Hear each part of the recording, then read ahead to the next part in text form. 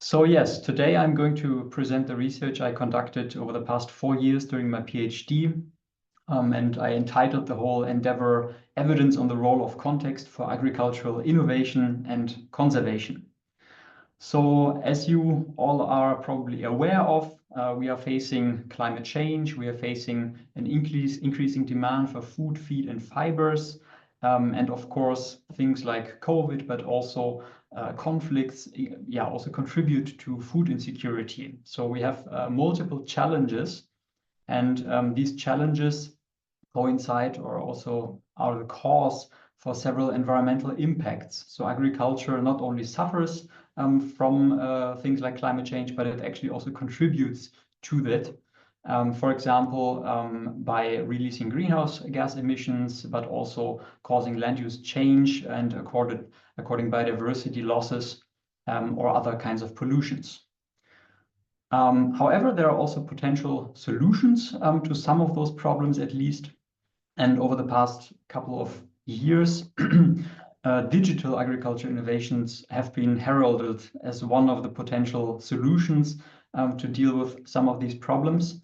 And of course, the big question is whether they can actually deliver on those promises and how we need to foster their uptake, how we can support and create policies that stimulate the uptake by the users so that those potential solutions can actually deliver an impact.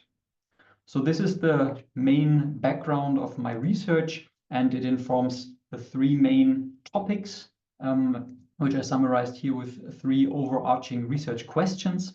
The first research question being, what impact do agricultural advisory services as one example of ICTs or digital agricultural innovations have at farm level in different contexts? The second question, how does context shape the adoption of diffusion of agriculture innovation across scales?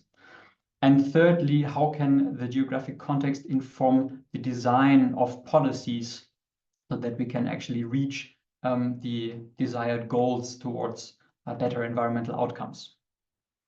And I will quickly give you an overview of basically the outline of my talk today. We're going to move along geographic scopes, but also along thematic scopes. And I will first of all address the first research question, innovation impacts, by focusing on a local scale. And later we're also going to widen the scale and look also at national and global kinds of evidence and widen also the thematic scope more towards policies. But let's jump in right into the innovation impacts, which represent chapter 2 and 3 of my dissertation. So digital advisory services, as I said, are one example of agricultural innovations, and they're particularly useful because they can address situations where there is a lack of information regarding certain benefits of innovations or of certain practices or of certain inputs. So by providing this information about the benefits in a digital way, the farmers can gain knowledge, which then can influence their management decisions.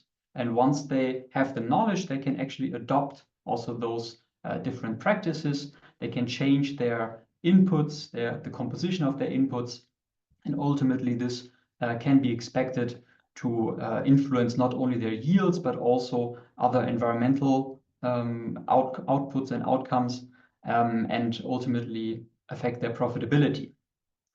So the question is, how can we measure all that? And for the, let's say, right-hand side of this theory of change, it's relatively straightforward. We can ask farmers certain questions of understanding about the benefits of certain practices. We can also ask them whether they adopted certain practices, and we can also ask them about their yields. There are also other ways to measure that, but this is what we did in this first study. And the way we causally link those outcomes to the intervention and not to other factors, for example, other existing extension services or whatever other policy programs are affecting that area, we distributed the digital information in a randomized control trial fashion, which means that we randomly allocated farmers into a control group and a treatment group, similar as you would do in a medical trial.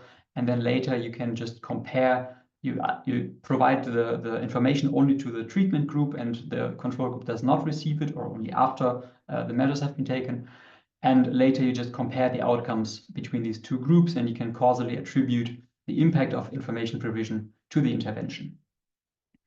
So we conducted a study in Haiti. We chose the specific study region mostly because of a very large yield gap. So it's possible to achieve about 3 to 4 tons of peanut yield per hectare in those conditions, but the real world conditions among the smallholder farmers are well below 300 kilograms, so just 10% of what can actually be reached. And we, based on expert knowledge, hypothesized that this was actually due in large part due to a lack of information, but also access to certain inputs. So we partnered up with a social enterprise that works locally and actually provides those inputs to farmers. And we sent out recommended practices via SMS, so short text messages, to farmers' feature phones. We did that because most farmers in Haiti don't have a smartphone, so we cannot really communicate more complex kinds of comments. And of course, this was a limiting factor because those text messages are just 160 signs, and the complexity of content that you can communicate with that is rather limited. We also faced several implementation constraints, which I'm not going to dive into detail now.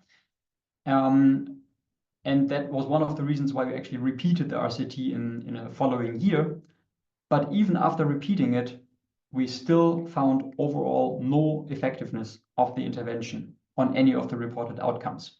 So what you can see here on the right-hand side are actually the estimated impacts. So the difference between treatment and control groups across different subsamples, different specifications, but none of those are significantly different from zero. So overall, the intervention had no measurable impact on the reported outcomes. And if you're interested, you can read our published article. And there we also discuss how to actually deal with the implementation constraints that we faced in the field. However, that was just one example, and I mentioned one shortcoming was the length of the text messages. So we were also interested in whether we could actually observe impacts if the information we provide is a little bit more complex. So in El Salvador, we were actually able to provide multimedia content via a simplistic WhatsApp chatbot. So what would happen is that farmers were offered to receive certain kinds of information, and then they could interact with that, and they would receive multimedia content in the form of pictures, audios, videos, and texts on pest management, so on different pest management practices. And the big advantage was, of course, that we could rely on smartphones, which allowed for this WhatsApp chat tool. And one nice thing WhatsApp provides is actually these blue marks on whether a message has been read by the recipient. And this allowed us to actually not only make sure that the message had been delivered, which we also were able to do with the SMS, but also ensure that the farmer at least looked at it. However, this study was also a little bit limited because we had a relatively small sample size, but nevertheless, we were able to detect a significant positive impact on farmers' knowledge about those practices after the intervention. And we consider this an important first step and recommend to do further analysis, further research, especially on these more complex types of contents that can be transmitted with smartphones. So these are the two studies on local innovation impacts and basically correspond to the first research topic. And next I'm going to talk about a different perspective. So we can think about innovation impacts, but all those studies on randomized controlled trials, they don't really tell us who would actually use such services because we randomly allocate it. So we cannot learn anything about how this process of information uptake of innovation uptake actually happens in the field in a larger heterogeneous group of farmers.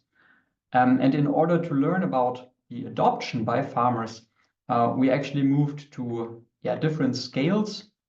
And the next chapter, therefore, deals, or the second research question on innovation adoption, deals with one national and one global example of innovation adoption studies.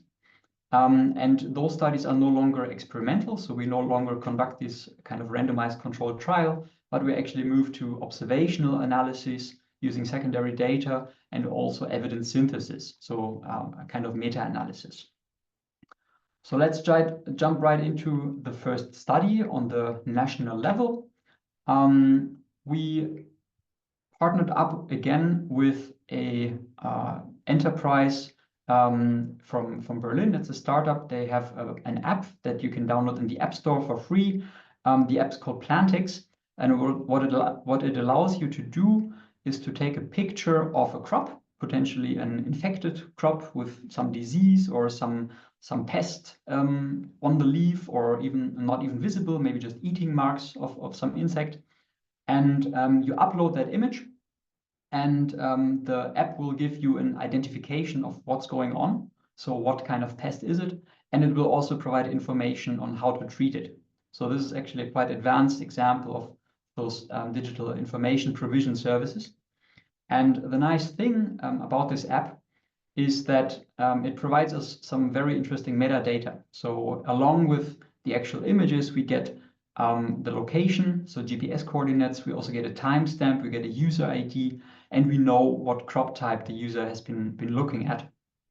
And we looked at the records of this Plantix usage across India, and just in India there are about 70 million images uploaded by more than 2.5 million active users over the past 6 years or 7 years. So we were actually able to gather a substantial data set. And I here just quickly want to show you the rate of adoption, or how far the usage of the app has actually spread across India in those years. So on the x-axis, you can actually see time between 2017 and 24.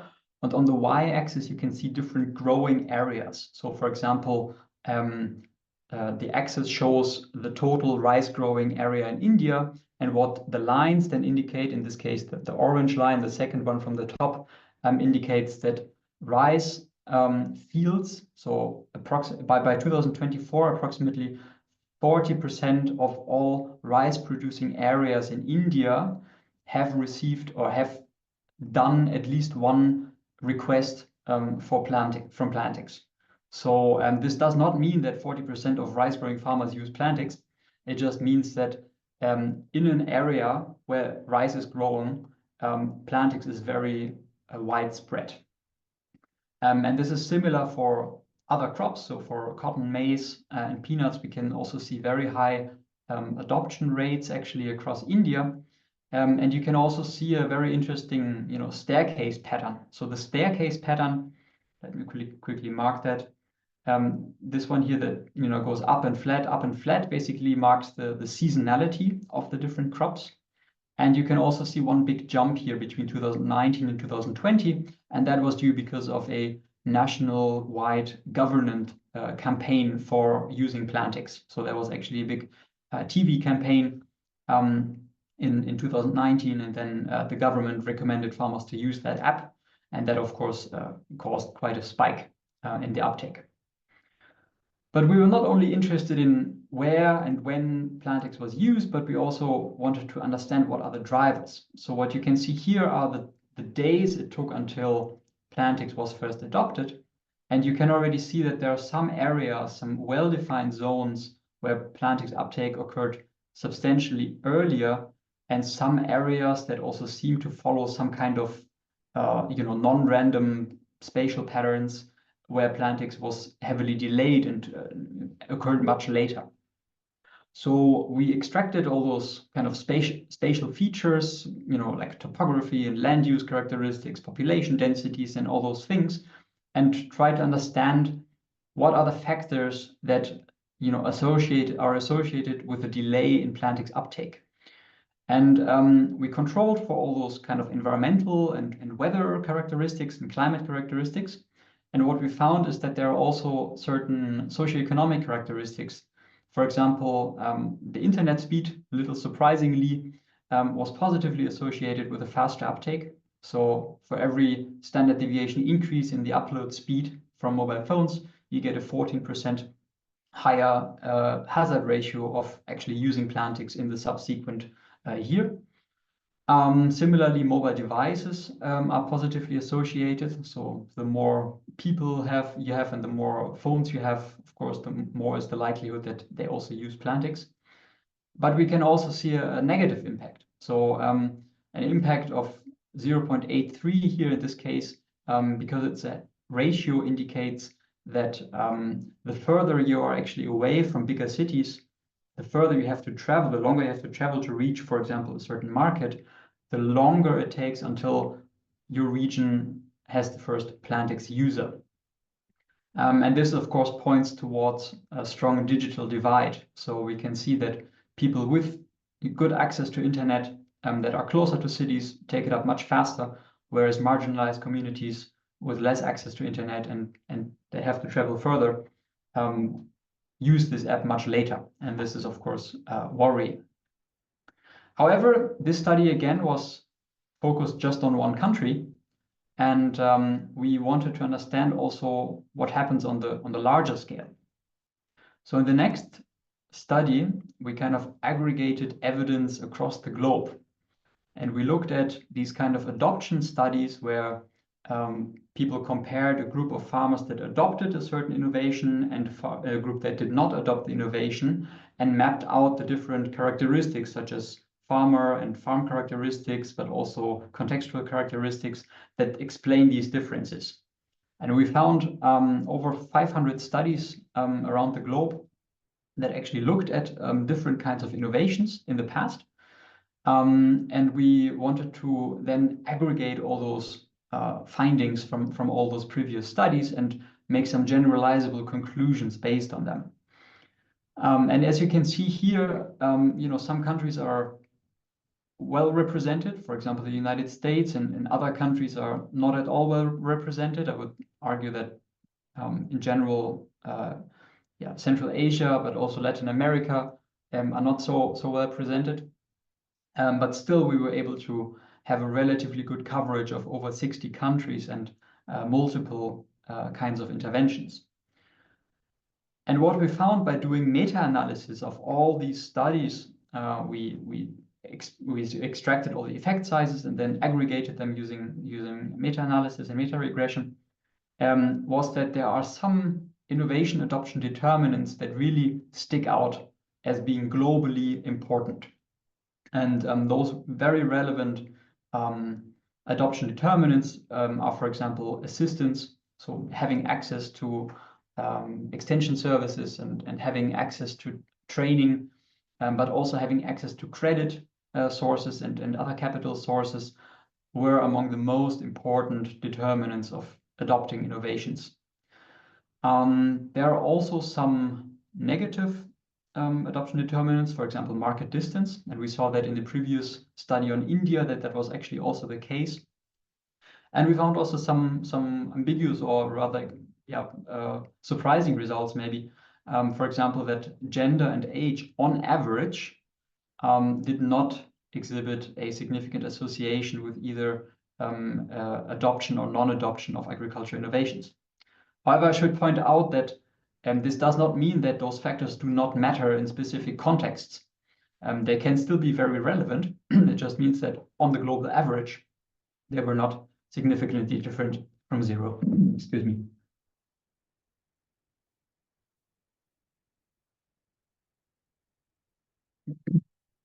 So if you're interested in learning more about why those factors here are actually so different and why those intervals are also so big, we actually conducted a full analysis trying to explain the heterogeneity of these innovation adoption determinants, and found that both the type of innovation but also the context explain this variation.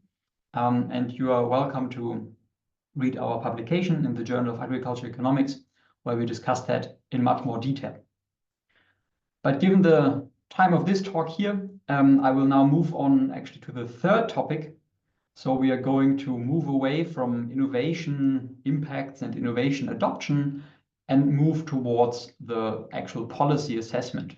So as I mentioned in the beginning, we want to learn how we can design policies that stimulate the uptake of innovations that are beneficial for certain outcomes, such as environmental outcomes. And we want to, of course, learn how we can make those policies effective and cost efficient. And I'm going to present one chapter here that was just very recently published in Communications, Earth and Environment, in which we looked at a hypothetical conservation policy in German grasslands. And we used observational data to understand how we can actually improve this policy. So let me give you a brief overview. The basic idea was that we assumed a policy that would compensate landowners or land managers to take a certain management intervention, for example, changing the land management intensity. And we know that this could be beneficial for biodiversity if, for example, farmers reduce the management intensity by fertilizing less or mowing less times the grassland. But this also has implications on the yield. And the yield, of course, is what determines the profitability. And therefore, to assess the cost effectiveness and also the cost efficiency of the policy, it is important to understand the trade-offs between the impacts that the policy can have on biodiversity on the one hand and the yield on the other hand. And specifically in this study, we were interested in the magnitude of this trade-off, its heterogeneity across space and other contexts, and really to understand what drives its variation. So what factors are associated with its heterogeneity. And to do that, we focused on grasslands across Germany, but there are 1.3 million grassland parcels that are used for hay or silage production or grazing. And we used the mowing frequency as our indicator of land management intensity. The reason why we did that is because this is available as a remote sensing product. You can easily measure how often a field is being cut down in a given year. And even an intensive kind of rotational livestock grazing system has a similar spectral temporal signature as a mowing event. So we assume that the mowing frequency is a good proxy of how intensively grasslands are actually managed. And to measure biodiversity, we use plant species richness. This is a novel data set that a co-author had just recently published. It also covers entire Germany, all the grasslands, and it maps based on Sentinel-2 data, the number of plant species that you can expect on any given pixel. And we aggregated these informations for all the grassland fields in Germany, and then tried to understand the counterfactual. So we tried to answer the question, what plant species richness would we observe under a different mowing regime?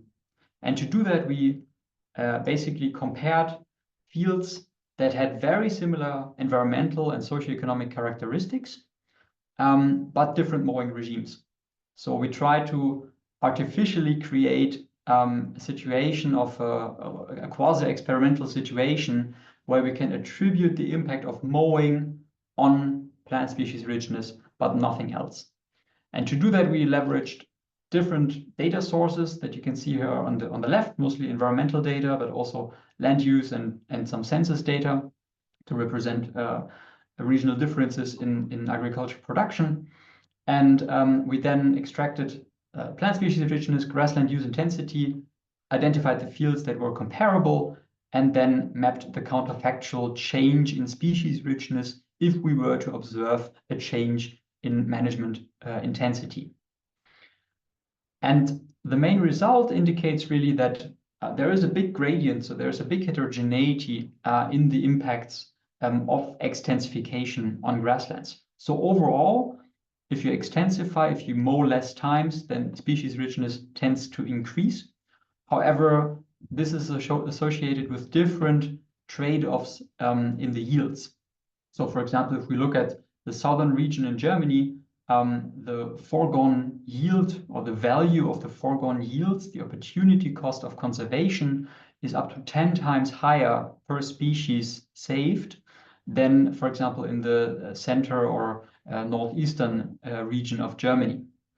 And this indicates that there are large efficiency gains from a policy that actually targets certain regions in which we can expect higher effectiveness and higher cost efficiency of the policy. And we calculated this just as a scenario for the 30 by 30 goal. So the idea to conserve 30% of terrestrial ecosystems by 2030. And we compared basically a random allocation of the conservation policy across space. So basically giving a fixed incentive to farmers to reduce their management intensity to a policy that would actually target the places, the specific fields that have the lowest opportunity cost. And we found that if we compare really the cost effectiveness here, so the average opportunity cost per species, the targeting policy was actually just incurred, I think, less than 60% of the cost that a non-targeting policy would incur. So this really enforces the potential gains from spatial targeting, and our approach is, of course, applicable and to other indicators as well. So that was the main idea, just to showcase how we can use counterfactual-based analysis to inform spatial targeting at scale. So to use this really for entire countries in high resolution. If you're interested, please go and check out this recent publication. There will also be a blog article forthcoming in the soon future. And with that, I would like to come to a closing and basically just sum up the central findings of my dissertation. Chapters 2 and 3 were experimental kind of analysis and showed that the effectiveness of digital advice depends on the local context, but also on the communication vehicle that is employed. And it can vary from zero effects, but it can also have positive effects. Chapter 4 on India shows that the plant health advisory app has spread very well across India. So there's a large uptake. Farmers are very interested in that. But there is a big risk caused by the digital divide that marginalized farmers are not making the full benefits of that app. And that, of course, has implications for rural development as well. Chapter 5, then, the meta-analysis showed that these geographical context conditions explain also the variation in adoption determinants.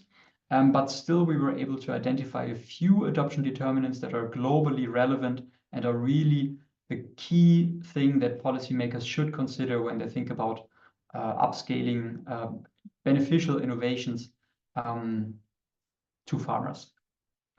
And lastly, the context, which is the central theme here, also moderates the impact of conservation schemes. So by knowing where a policy scheme is more effective, we can try to target the policy and thereby make it not only more effective, but also more cost efficient. So we get more impact of a policy for the same money. And this is, of course, of interest, not only to the decision makers, but also to the general public. And with this, I come to an end of my presentation and would like to thank you very much for your attention.